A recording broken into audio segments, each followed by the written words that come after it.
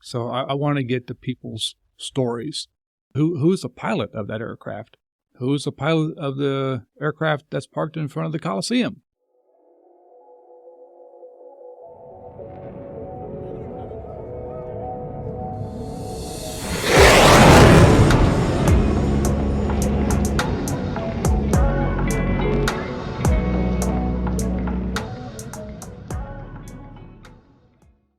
Welcome back, Blacksnakes, to another Blacksnake Bytes. Your host today, Senior Master Sergeant Leslie Kaiser. And on air with us today, I feel like is a pretty unique position on base that most actually don't know about. I didn't really know about it until the drill video went out. So just recently has it got some attention with our drill videos, and now for this interview. This position is one no one thinks about until it's a little too late. But I don't feel like it's ever too late to start capturing history. And that's right, you guessed it, our base historian position. This position isn't just unique to our base, but actually each installation has a base historian as a way to capture history. And at the end, we'll talk to you a little bit more about how you can submit your history. So on air with us today, Chief Doug Dye, welcome. I'm excited to learn about this. Oh, well, welcome. Thank you. Yeah, so kick us off with a little bit of your history. What's Chief Dye's story? My history goes back quite a bit of ways. I enlisted out here in January of 1985. Halfway through. Should I not tell you I was one? It's actually a pretty cool joke. And it's even something that I like to use because it tells me that, yeah, I have been out here a while, but then there's a new rotation of people coming in and telling these stories from the historian point of view is pretty cool. Yeah. You've really embraced this role. Well, yeah. I've always been kind of a history nerd, so this is kind of cool to me. Plus all the changes that I've seen in my 39 years out here, it's really neat to say, I remember when there was a building here or Burlington was across the track. So it's neat to tell those stories. Yeah. Or maybe when a building got condemned on base and we still use it. It's still using it today. So how did you even get started with the base historian position? Did someone tell you hey, Chief, here's an opportunity to excel? You know what we tell our airmen? Yeah. So this actually came up in a conversation with Chief Huppengartner and Colonel Wagner. And I'm sure that the 39 years I've been out here had nothing to do with it. No, not at all. I'm sure not. Fresh not at all. eyes. Yeah. But like I said, I've always been kind of a history nerd. So I did some research on this, and I found out that there's, the wing historian, as it's called, not the base historian. I was corrected on that right away. Thank you for that. Yeah. Yeah. By Chief Anderson there at the Readiness Center. Yeah, so he's who I send all the data to. But I've tracked him down and got basically a template of what they're looking for at the Readiness Center level. So I started gathering data and got a couple of reports ready. And this is actually the first report that the 122nd has submitted since 2012. Wow. So at the time, like you mentioned, units do have a wing historian, but in 2012, that position went away. And it's been kind of an unofficial additional duty since then. And when this come up in conversation with Chief Hoop and Colonel Wagner, they said, well, we'd like you to do it. And I said, well, I've heard rumblings about it. Here's all the templates that we're going to need, and started collecting data right away. So a lot of history to capture and 2 reports per year. But I'm trying to get caught up on the data that we didn't capture from 2012 to 2022. Wow. Yeah. That's essentially a decade, right? That's 10 years of data of us. And we're kind of cool around here. So that's definitely stuff we want to capture. And the stuff that we did, and that's kind of a big deal. Right. So getting all that put into the Readiness Center archives for them to look back on. So why history for you personally? You said you were a little bit of a history buff. Yeah, back in high school, I was a World War II military memorabilia type person. And, as an introvert and a history nerd, trying to impress people as well. Let me tell you about the Lend-Lease policy of World War II and why we try to stay out of that. And here's how many Jeeps we lost during that. I didn't win a whole lot of friends. That wasn't interesting. No, it wasn't interesting enough back then, but I thought it was kind of cool because it told a bigger story. So it kind of got me into that. And even now, because I am old and by AARP, I have to watch PBS.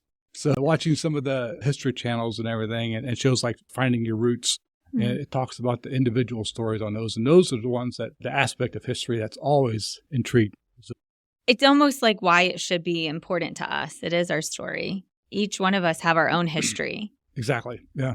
Yeah. None of our careers are the same out here. We all diverge and converge on the same path at some point. And so getting those backstories are pretty interesting. Sometimes, too, I think it's unique and a great perspective. Even if our careers are the same, our paths aren't the same either, and we can learn from each other. Yeah. In that history component. The Daffy that we used, one of our Air Force instructions, they have aerospace historian responsibilities and management. So I say all that to say, what does that mean to you when you operate out of that instruction? It encompasses a lot, and not just capturing the data, but take Heritage Park, for example. There's some portions of that the responsibilities align to the wing historian. It's the tail numbers. Do they match up? Does the historian office at the Readiness Center have those in their database that we have those here and are on display? It's not just the data piece of it, but there's actually tangibles and physical pieces of things that you can touch that's all tracked to that Daffy as well. We have the Air Force Official Museum in Ohio, right, Pat? I can't lie, I just learned it was there like a year ago, so I say that so hopefully others know they can go visit. It's right in our backyard, essentially in Indiana. There's a little bit of our history there, too. The A-10's there. Yes, so the A-10 is there. The tail 244 that we had painted is actually on the A-10 demo team as well. Oh, that's cool. So, we have our history still flying over United States, today. Yeah. Inside the museum, I highly recommend you go. I spent 6 hours there, and I think I got to half of one hangar. I believe it. Yeah. And you can make it a 2-dayer because there's a whole inside, but there's a grounds and outside grounds to cover too. I thought was really, really interesting. We have a few memorabilia pieces around base. I know in the hangar alone, we have the tail history wall, and then we have an artist that we have displayed throughout the hangar. So tell us more about the A-10 paintings. Colonel Augustine, former wing commander, commissioned an artist, and he was commissioned to do 3 paintings, different views of the A-10. The first one that I think got released was the one of the A-10 and the load bar and hangar. And the detail on that is just amazing, to the point where the people that are in it, you can tell who they are. And then we had my favorite, the final flight one of the 3 A-10s over Parkview Field downtown. Yeah. Very cool pictures. We've also been blessed with some other photographers that would go up and take pictures of the F-16s and the A-10s in flight and everything. And in our operations building, we have some of those pictures on display as well. So a lot of documented history, a lot of artisan history with the 122nd being commemorated in that way. I love the community embraces us just like we embrace them, getting to be part of their community, even though we're in the military. There might be a little divide. I feel like in Fort Wayne, it's a pretty special thing because I don't feel that divide, and I come from out of town. And I feel just like I'm part of the community, even just working at the base. So I love that about our community. What do you think in capturing this history, having it on display, how do you think that helps us in the future? The saying is history repeats itself. We've got an F-16 in Heritage Park on display right now. We got F-16s on base. So we're going back to that. And I think that as the mission changes and even the aircraft evolve a little bit, seeing those small shifts, minor changes, little differences in those aircraft and the way that we not just maintain them and fly them, but the missions that they can perform are creating an interesting story to not only the growth and technical capability of the members of the 122nd, but as the Guard as a whole. Right. So looking at it from the aspect of, well, where were we and where are we now? What does that past teach us? So looking at how back in 1988, when I was part of a deployable comm unit here on base and part of the Air Force Communications Command, now they're going to the Cyber Command, which is essentially the same thing. So old is new again, and we can take those lessons learned from the Air Force Communications Command and say, well, what worked? Right. Yeah, granted, it was in the 80s and 90s, but what worked and what can we apply? Same thing with the aircraft out front. Well, what worked? What tactics can we apply? So we talked about our history on the base in episode 1 when we launched the podcast. I hope we did you justice when you listened to that. Is there anything you can emphasize or any lesser story maybe someone doesn't know about? If you go on Ferguson Road, just across the railroad tracks in that first right by that warehouse that's there, I think it's Airport Road, I think it's called. Mm-hmm. But just before you cross the tracks again on that road, on the left, there is a bunch of old building footings.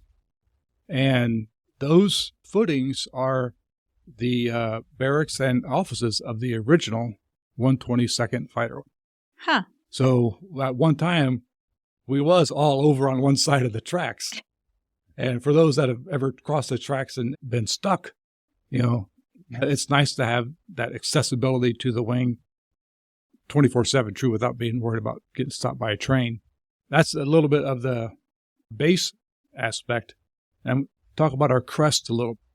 If you look at it right now, there's 4 different stars with our aircraft going up. Well, those 4 different stars represented 4 different wings. And the 122nd was considered the commanding base of those. You had the 122nd Tactical Fighter Wing, the 180th Tactical Fighter Wing over in Toledo, Stout Field, and I want to say it's Fort Smith, Arkansas. So we had operational control over those 4 wings, and that's what those 4 stars on our crest represent. Huh. I had no idea. What can everyone do to help capture our legacy and play a part in that 122nd history? Just send me data. Okay. Any trips that you go on, preface this with unclassified. Just send me unclassified data. I do have a Teams page going right now. And if anyone wants to submit stories or ideas or anything along that nature, just shoot me an email here at work and I can get you added to that Teams page. I do have a team, so I'm not doing this all by myself. There's 8 or 9 other people across the wing that are helping me out just to collect the data. And then I compile all of it, write the report, and submit it to the Readiness Center. So, just even the minutia of what we do out here just adds to the depth of our stories. So I'll take anything. Yeah, TDY, having a beer by the campfire and just hit record on your phone we can transcribe within reason, team. Reason, yeah. But that's when the best stories happen, right? Sure. Yeah. It's some of the best times just hanging out, just talking. So anytime shirts go on a trip, TDY, just send you our data. Send me your after action report. Yeah. There we go. Yeah. I remember, I think you said Chief Anderson, I remember getting a brief from Readiness Center from the wing history aspect of it. And they said we would even take your minutes from your meetings because we can track a trend when you do monthly minutes. So even councils can send in their minutes and stuff. True. And that's one very important note. I'm glad you mentioned that is they do want a lot of source documents. Okay. So minutes, stuff that FSS mails out, all those things are very important, including new building construction. CE's got a lot of stuff because they want to track, well, how is this base growing? What buildings did it use? What buildings condemned that's still being used? So those different trends are something that the historian office at the Readiness Center wants to track. Yeah, I never would have known about those footings unless you had said something. Yeah. I just think, the track's still in the way, even though the track's been there longer than we have, right? When you started out having these conversations, it seems like someone had a good idea and they built a team, had them start executing it. When you started collecting data and history and going through stuff, what were you coming across? A lot of it was aircraft-centric, not so much people-centric. So I want to get to people's stories because, like I said, those add the depth. The minutia adds the depth to our story. Yeah. Who's the pilot of that aircraft? Who's the pilot of the aircraft that's parked in front of the Coliseum? Kent Horman's that, by the way. So, the people side of it, because then it helps the community put a face to an aspect or a story or a thing. And I think that will bring the community more in tune with what we do out here. And once we start getting comfortable telling our stories, our personal stories a little bit, it'll open up to who knows, maybe improve recruiting and retention or air show attendance. Right. It's just thinking about those personal sides of those stories. And we're all people. We all have our own role we play. Sometimes I think we're just out here doing our job. And I think the Blacksnakes do a really good job taking pride and ownership in what they do. We're just terrible about telling other people and bragging about ourselves once in a while. Like, it's not bad. Be like, man, at work, we're doing this really cool thing, and I'm blessed to be a part of it. I think that's okay, too, at a point. Sure. To share our story. Yeah. Because the different communities throughout the state, Angus and NGAI and everything have really poured into the Air Guard here in the state. So let's tell them what we're doing with it. Yeah. You've poured into us. Here's what we've done. Here's our success stories with what you've given me. Yeah. Yeah. That's very important. Yeah. Just a little extra time to send you an email or a Teams message and be like, hey, I got some stuff coming your way. Get ready. I'm ready. Get your reading glasses on. So I think it's important to share our history. I'm a little biased too when it comes to history. One of my favorite wars to study is World War II. One of my favorite battles is Gettysburg. And it was really cool to go back to those stomping grounds when you go to historical sites like that and you actually see the munitions that are still in the buildings or the Civil War buildings that are now tagged with the plaque because they survived. Or lately, I learned about witness trees, a tree that was around during the time of the event when it happened. I think there's 8 in Gettysburg alone, and then there's a handful in D.C. I became obsessed with it, and I just thought it was really, really cool. And they've made movies off of history events. They've made so many movies. Do you think they'll ever make a 1/22 movie? That'd be interesting. I think it'd be cool, with me being a PBS guy, that if PBS come out and did a documentary of what we do, spend a month in the day of the life of an airman, Let's do it. That's our pitch. Yeah. If I have a part, I want George Clooney to play me. There you go. It'd probably end up being a Steve Buscemi or Pauly Shore or something like that. I want Kate Hudson. She's my fave. Are you ever looking for more help? You said you have a team of 8 and 9 of you that get together and are you ever looking for more help? Always. Always. And mainly just for different perspectives. So, as long as I've been out here, there's still pieces of the swing that I really don't understand or know about. There's only one small section of a building on this base that I have not been in. And it's just because I don't have clearance to get in there. I have no idea what goes on behind there. But there's a kid that works in there that his grandfather was out here and deployed to Chambly, France. Wow. So his legacy is something that he can talk about. Well, my grandpa, whenever he was out here, did this thing. Now I'm out here doing this thing. That's cool. Yeah. That's really neat. What's one last thing you want to leave with us today when it comes to history? And maybe someone listening, if they're interested in joining and being part of that history. Well, being part of the 122nd history as a member, you're already part of it. Yeah. Yeah. So you're adding to that legacy of the 122nd and the Blacksnakes. Think about when we transitioned from marksmen to Blacksnakes and how that was a community tie. And how, as the fighter squadron, transitioned from attack to storm hell. Right. That attack was a very ops-centric within the fence line saying, or motto, if you will. Well, storm hell is now a community outside the fence line. Someone from outside the fence line brought that to us, General Anthony Wayne. So you're already part of the legacy of the 122nd by being a member. Tell me your stories, and then go tell someone else that story so that they come out part of the legacy of the 122nd Fighter Wing. Chief, I don't know if I could have said that better myself. Thank you. You're welcome. Thank you so much again for your time today, giving us a snapshot of what opportunities we have at the base and what we are doing to preserve our history. Blacksnakes, please share the show. We want this to be the fastest growing military podcast out there, and it's because of people like you, and we are not competitive at all. It grows with people like you listening and sharing. So until next time, storm hell. This is the official podcast of the 122nd Fighter Wing. Views and opinions expressed do not necessarily reflect the views of the 122nd Fighter Wing, Air National Guard, or United States government. No endorsement of any person or business is ever intended.